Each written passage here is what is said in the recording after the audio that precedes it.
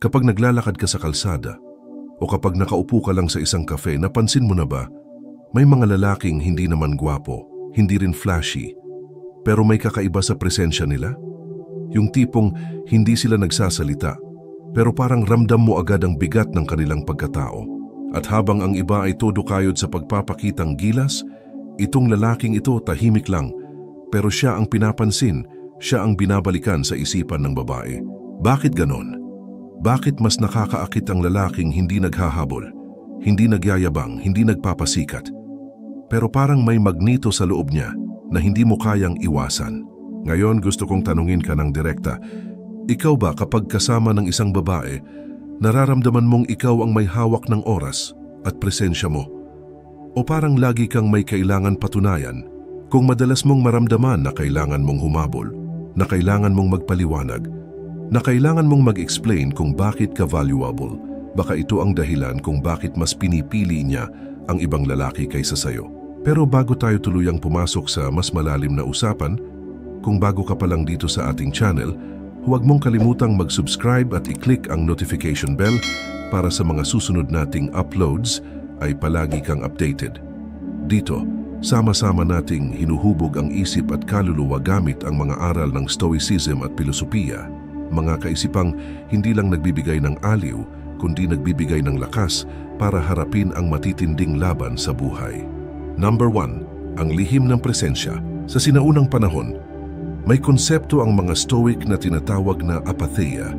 Marami ang nagkakamali ng interpretasyon dito.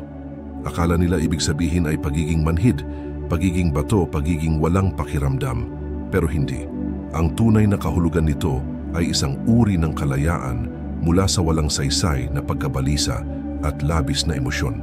Ang lalaking may apatheia ay hindi ibig sabihin walang nararamdaman. Nararamdaman niya ang lahat. Pero hindi siya alipin ng kanyang emosyon. Hindi siya basta natitinag ng takot o nadadala ng selos o nauubos sa paghahabol ng validation. At dito nagsisimula ang tinatawag kong lihim ng presensya, kasi isipin mo, kapag ang isang tao ay hindi desperado para mapansin, hindi siya nag-aaksaya ng enerhiya sa pagpapakitang gilas, hindi niya kailangan ng spotlight para maramdaman niyang siya ay buo, nagiging malakas ang dating niya. Ito ang uri ng lalaki na natural na hinahangaan ng babae. Hindi dahil siya'y gwapo, hindi dahil siya'y mayaman, kundi dahil meron siyang kakayahang dalhin ang sarili niya kahit saan, kahit kanino, na may kumpiyansa at katahimikan. Ang ganitong klase ng lalaki ay parang ilog na dumadaloy, hindi nagmamadali, hindi nangingialam kung saan siya titignan, pero alam mong may lalim. At dito nagiging magneto ang kanyang presensya. Kasi tandaan mo, hindi lahat ng malakas ang boses ay pinakikinggan. Pero ang taong marunong dalhin ang katahimikan kahit hindi magsalita ay naririnig. Number 2, tahimik na presensya laban sa malakas na ingay. Hayaan mong mas ilarawan ko ito ng mas detalyado. Isang gabi sa isang party, punong-puno ang kwarto ng mga tao. May tugtog, may tawanan, may inuman. Naroon ang dalawang lalaki. Yung una parang siya ang bida ng gabi. Hawak ang baso, todo tawa, kwento dito, kwento doon. Lahat ng naririnig niya sinasakyan niya. Lahat ng tao gusto niyang patawanin. Parang gusto niyang ipakitang siya ang pinakamasaya. Siya ang pinakamasarap kasama. Siya ang sentro ng atensyon. At napapansin siya. Pero pansinin mo, napapansin siya saglit. At pagkatapos nagiging parte lang siya ng ingay ng paligid. Ngayon yung isa, tahimik lang. Nakaupo. Pinagmamasdan ng paligid, hindi sumasabay sa ingay ng lahat pero hindi rin awkward. Relax lang. Parang komportable siya sa sarili niya kahit wala siyang sinasabi. Minsan may tatanungin sa kanya at doon lang siya magsasalita. Pero kapag nagsalita siya, biglang tatahimik ang mesa. Lahat nakikinig.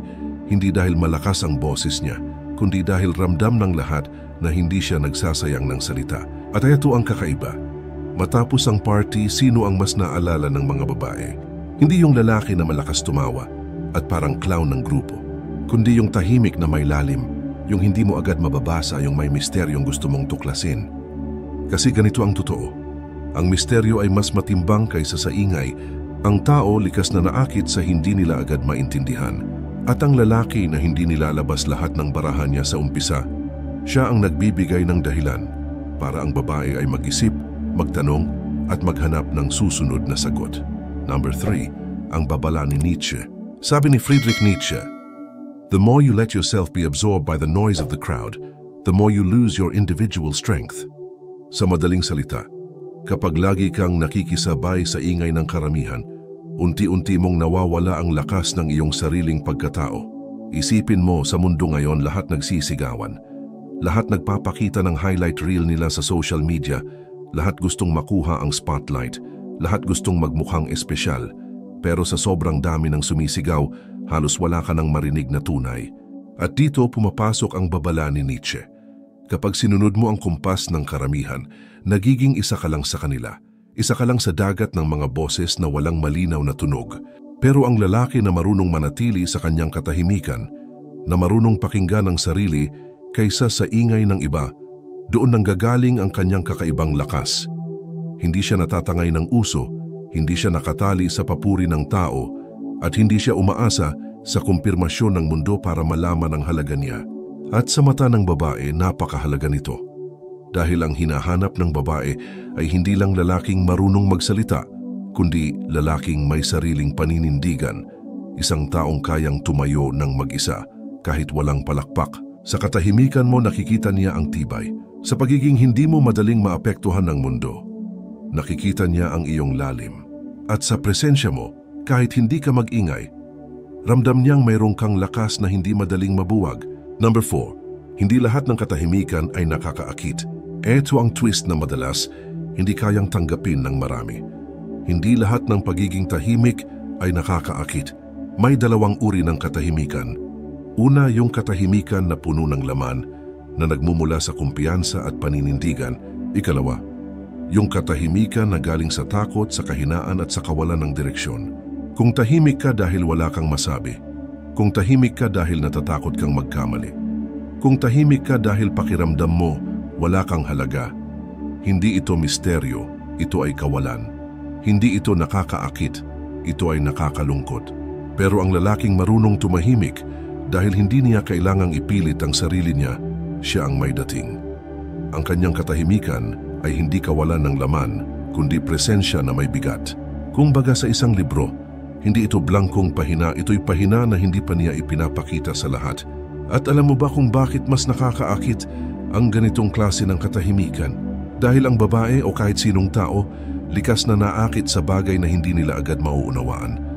Kapag masyadong predictable ang isang lalaki, lagi siyang nagpapaliwanag, lagi siyang nagpapakita, lagi siyang nagpupumilit, wala nang dahilan para hanapin pa siya. Pero kapag tahimik ka sa tamang paraan, nagiging misteryo ka. At ang misteryo may kakaibang kapangyarihan. Ito ang pumipilit sa tao na mag-isip, ano kaya ang nasa isip niya? Ano kaya ang kwento niya? Bakit parang hindi ko siya kayang basahin? Ang misteryo ang nagbibigay ng dahilan para hanapin ka kahit wala ka. At dito nagiging malinaw. Ang tunay na nakakaakit na katahimikan ay hindi galing sa takot, kundi galing sa malalim na tiwala sa sarili. Number 5, tatlong haligi ng lalaking malalim. Kung gusto mong maabot ang antas ng isang lalaki na hindi lang nakikita kundi hinahangaan at iginagalang, kailangan mong buuin ang sarili mo mula sa loob. Hindi ito tungkol sa muscles, hindi tungkol sa pera, hindi tungkol sa mga material na bagay na mabilis mawala. Ito ay tungkol sa mga haligi ng pagkatao mo, mga haliging kahit anong mangyari, hindi matitinag. Narito ang tatlong aspeto na binibigyang diin ng mga Stoic at ng mga dakilang pilosopo. Emotional control, ang lakas na hindi nakikita. Kapag may taong sumigaw sa iyo, iniinsulto ka o sinakta ng ego mo, ano ang unang reaksyon mo? Kung agad kang sumabog, nagalit o nainis, ibig sabihin hindi ikaw ang may hawak ng sarili mo. Ang emosyon mo ang amo at ikaw lang ang alipin. Pero ang lalaking may emotional control, hindi siya madaling matrigger. Alam niya na ang mga salita ng tao ay parang hangin, pwede mong hayaan na dumaan lang imbes na tangayin ka. Sabi nga ni Marcus Aurelius, "You have power over your mind, not outside events. Realize this and you will find strength." Sa mata ng babae, ito ang lalaking ligtas kasama. Hindi niya kailangang kabahan na baka bigla kang sumabog o mawalan ng composure. Ikaw ang uri ng lalaki na kahit anong bagyo nananatiling matatag. Inner purpose, ang misyon na hindi basta nabubuwag. Tanungin mo ang sarili mo. Kung bukas lahat ng kaibigan mo biglang mawala, Kung lahat ng taong inaasahan mong sumuporta sa iyo ay tumalikod, kaya mo pa rin bang magpatuloy? Dahil ang lalaking may inner purpose, hindi nakadepende ang kanyang halaga sa iba. May sariling direksyon, sariling mundo, sariling apoy na nagbubuhay sa kanya araw-araw. Kung iniwan siya, hindi siya nawawala. Kung hindi siya pinansin, hindi siya nauupos. Kasi alam niya kung saan siya patutungo. At hindi ito nakasalalay sa validation ng iba. Ito ang dahilan kung bakit mas hinahangaan ng babae ang ganitong lalaki. Dahil hindi siya madaling masira. At ang isang lalaki na may malinaw na misyon, kahit hindi niya ito ipagsigawan, ay natural na nagiging magnet ng respeto. Depth of character, ang dagat na hindi mo kayang sukatin. Isipin mo ang dagat. Sa ibabaw, tahimik, kalmado, halos walang alon. Pero kapag sumisid ka, makikita mong napakalalim nito. Punong-puno ng misteryo ng buhay at ng lakas na hindi agad nakikita ng mata. Ganyan din ang lalaking may depth of character. Hindi siya isang open book na agad mong mababasa. Hindi siya puro palabas at drama na nauubos agad.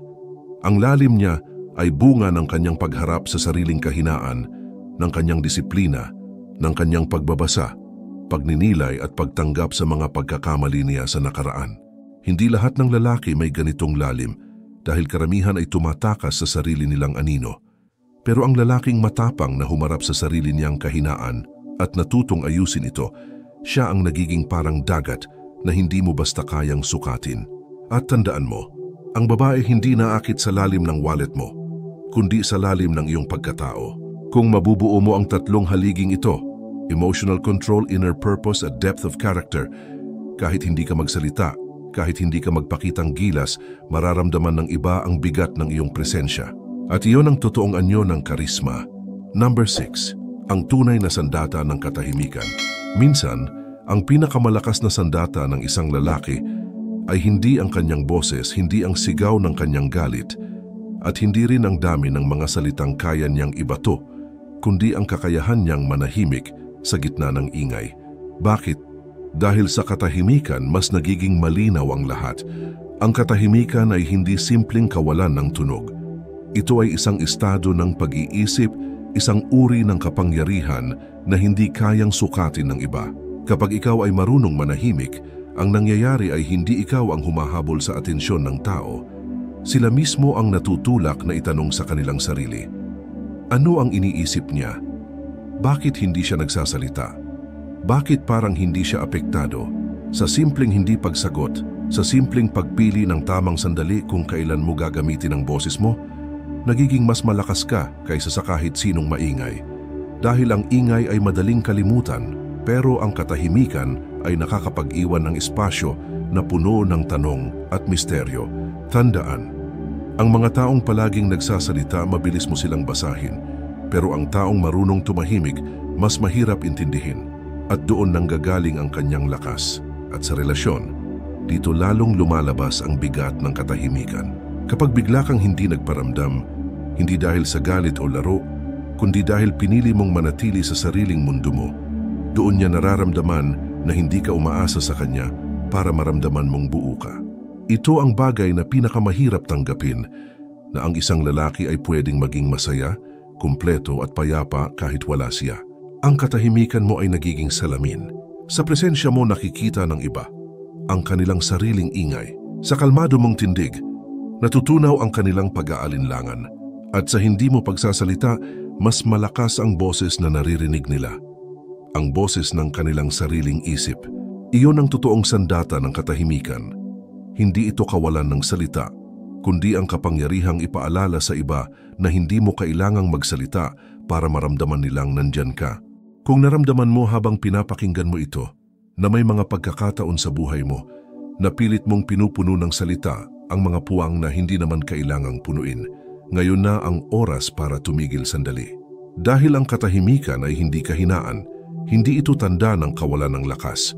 Sa halip, ito ang pinakamalinaw na patunay na kaya mong kontrolin ang sarili mo.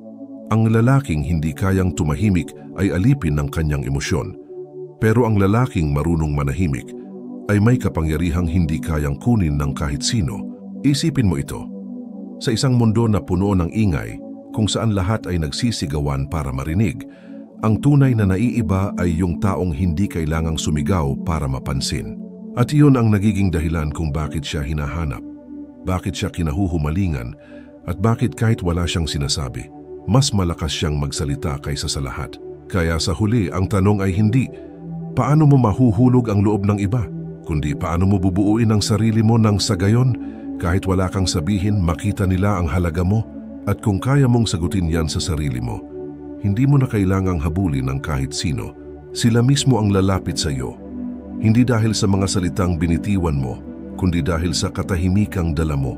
Yan ang tunay na Stoic attraction.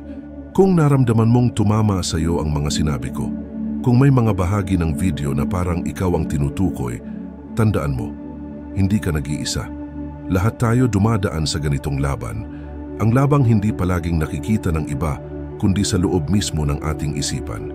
At kung gusto mong patuloy na paalalahanan ang sarili mo ng mga ganitong aral, mga katotohanang hindi madalas sabihin pero kailangan mong marinig, huwag mong kalimutang i-like ang video na ito at mag-subscribe sa channel. Dahil dito, lagi kang may kasamang boses na magpapaalala sa iyo na kaya mong maging buo. Kahit mag-isa, i-share mo rin ito sa isang kaibigan na tingin mong kailangan makarinig ng ganito ngayon. Baka ito na ang mensaheng matagal na nilang hinihintay. At gaya ng lagi kong sinasabi, manatiling matatag, manatiling totoo, at higit sa lahat, manatiling malaya. Hanggang sa susunod, simple pero stoic.